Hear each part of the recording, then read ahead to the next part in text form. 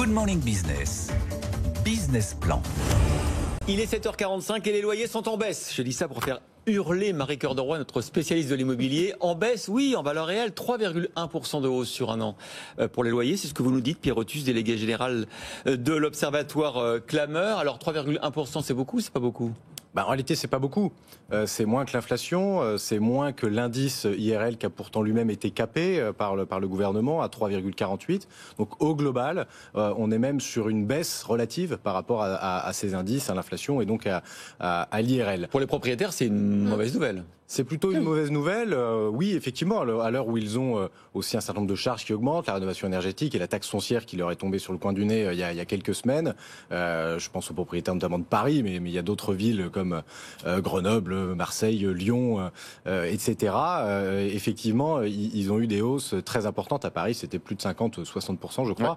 Ils peuvent pas répercuter, en fait. Et en plus, ça ne se répercute pas. Donc le locataire ne participe pas, entre guillemets, aux équipements auxquels il a accès. Donc il y a peut-être une réflexion à avoir un peu plus politique là-dessus. On voit que dans les grandes villes, globalement, on est autour de 2%. À Paris, c'est à peu près ça. Par contre, quand on va à Saint-Étienne, à Nice, à Amiens, là, on touche les 10 à 13% de hausse.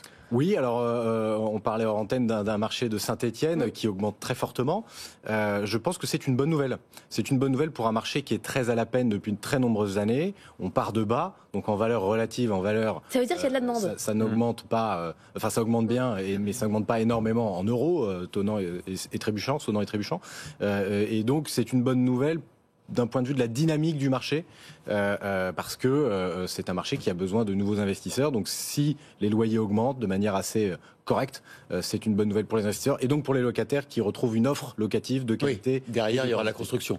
Quand même un bémol, c'est vrai que pour le coup, on voit bien qu'il y a quand même des tensions très fortes sur les petites surfaces, notamment pour les étudiants, pour les jeunes actifs. Là, pour le coup, ça se tend nettement et du coup, les prix montent plus pour ces petites surfaces. Et deuxièmement, la durée d'engagement, la durée du bail s'allonge parce qu'on n'ose pas bouger, parce qu'on va retrouver pas un bien, on va retrouver des biens plus chers. Tout à fait. En fait, sur les petites surfaces, on est au niveau quasiment de l'inflation. On est à 5,38 sur les petites surfaces. Cette année, nos contributeurs chez Clameur, on est une association qui nous ont alertés dès le mois de juin cette année en nous disant que ce soit les administrateurs de biens, les propriétaires, les institutionnels, il y a un problème sur les petites surfaces.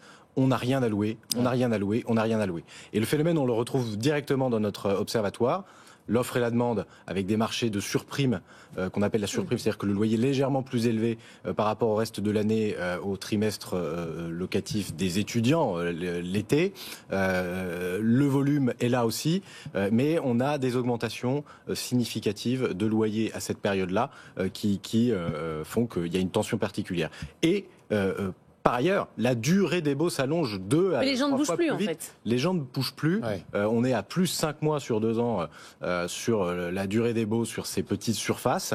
Et donc, on a ce marché des jeunes actifs, des étudiants qui ne basculent pas vers autre chose, des plus grandes surfaces, l'accession à la propriété, etc., etc. Et donc, c'est très révélateur d'une sclérose du marché, d'un marché qui est bloqué, qui est coincé et qui a besoin d'air et qui a besoin, notamment dans ces zones, de se libérer. Vous le voyez arriver, cette ère avec le PTZ qui va être modifié, ou là, on est quand même sur un gros problème? On est quand même sur un gros problème parce qu'on a aussi une perspective d'interdiction de mise en location d'un certain nombre de biens qui sont énergivores, donc le critère énergétique qui rentre dans la décence.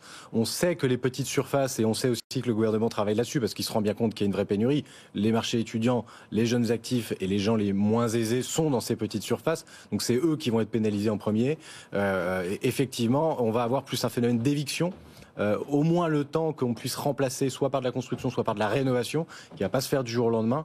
Et donc, pendant une période, on espère tampon et qui va pas s'inscrire dans le temps, on va avoir moins de logements à la location, notamment sur les petites surfaces, mais c'est vrai aussi sur tout autre type de typologie de logements. Merci beaucoup Pierre Othus pour cette exclusivité du baromètre de l'Observatoire Clameur sur le prix des loyers en France au cours des 12 derniers mois.